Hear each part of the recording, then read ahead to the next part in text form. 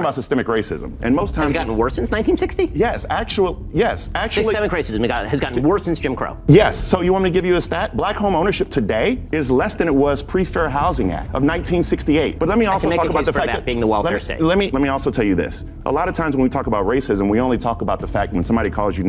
But very rarely do we talk about the systems of injustice and oppression we have in this country. Kari, is your life as a black man better or worse than it would have been if you had been born in 1920 in the United States? Well, all you have to do is ask my father, who literally was shot in the Orangeburg Massacre, right? And the list goes on and on and on. And he will tell you today that he feels like this country's at 1954. On live TV, a CNN pundit tried to crank up the drama, dragging America back to 1954 with a heavy dose of race baiting.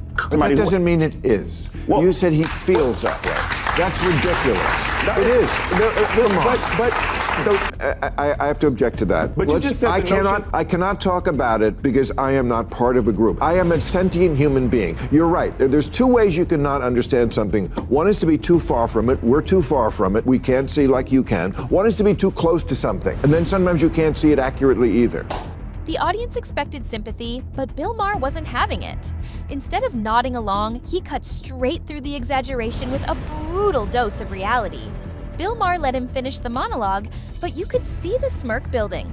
The problem wasn't history, it was the ridiculous idea that modern America is no better than Jim Crow.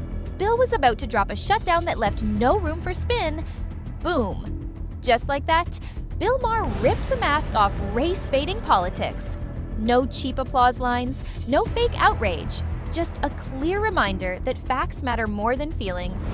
And on that stage, the CNN pundit had nothing left to say.